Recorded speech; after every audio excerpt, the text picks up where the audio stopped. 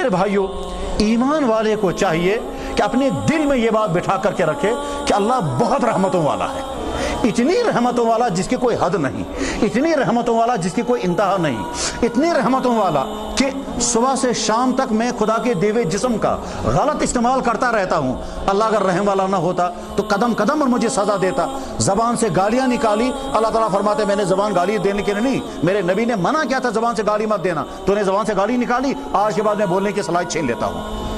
تم نے آنکھ سے نامحرم کو دیکھا، میں نے منع کیا تھا اور کہا تھا ہرگز نامحرم کو مت دیکھنا، تو نے صبح سے شام تک اپنی آنکھ کا غلط استعمال کیا، کل صبح سے تیری آنکھ کی لائٹ ختم۔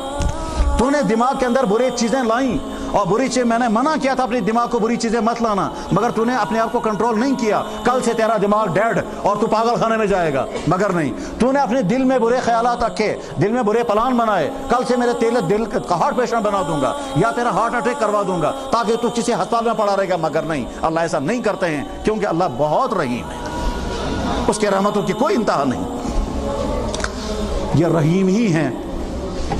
اگر رحیم نہ ہوتے تو میرے بھائیوں ہم کشمیریوں کو تو زندہ رہنے کا حق بھی نہیں ہے، ہمارے حالات وہاں تک پہنچے ہیں کہ زندہ رہنے کا ہمیں حق نہیں ہے۔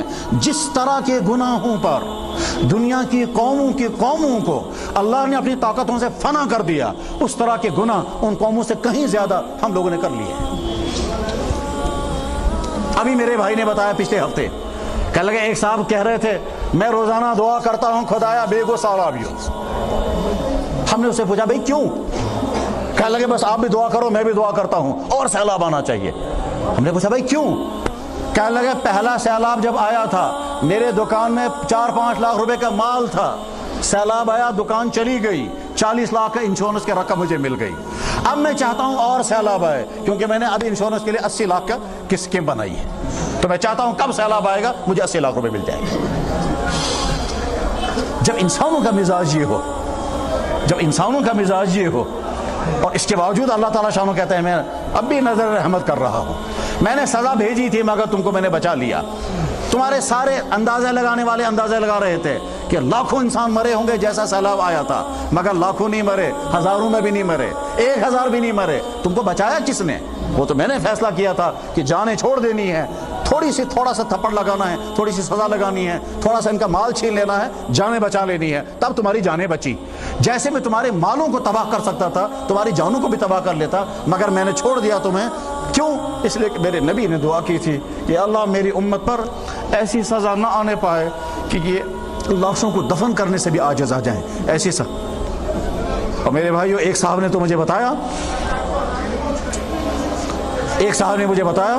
کہنے لگے اگر کشمیریوں کے اندر سدھار نہیں آیا تو ایسے حالات آ سکتے ہیں کہ کشمیر کے لوگ دفن کرتے کرتے تھک جائیں گے اور بعد میں لاشوں کو چھوڑ دیں گے، میں کچھ ہے کہ میں دفن کریں، اتنے زیادہ ایسے حالات آ سکتے ہیں۔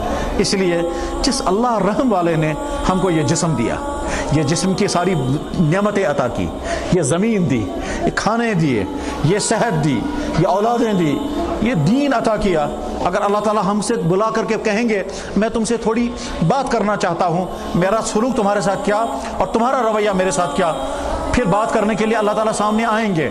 میں آج ہی حدیث پڑھا رہا تھا، ابھی صبح بخاری شریف کا سبق چل رہا تھا، اس میں حدیث میں نے پڑھائی، اس میں حدیث آئی، اللہ کے نبی صحابہ کرام نے عرض کیا یا رسول اللہ حل نرا ربنا، کیا ہم قیامت کے دن اللہ تعالیٰ شانوں کو دیکھیں گے؟ حضور نبی علیہ السلام نے فرمایا جیسے 14ویں رات کا چاند دیکھنے میں کوئی مشکل نہیں، جیسے دوپہر کے آفتاب کو دیکھنے میں کوئی مشکل نہیں، ایسے ہی تم اللہ تعالیٰ شانوں کو قیامت کے دن دیکھو گے۔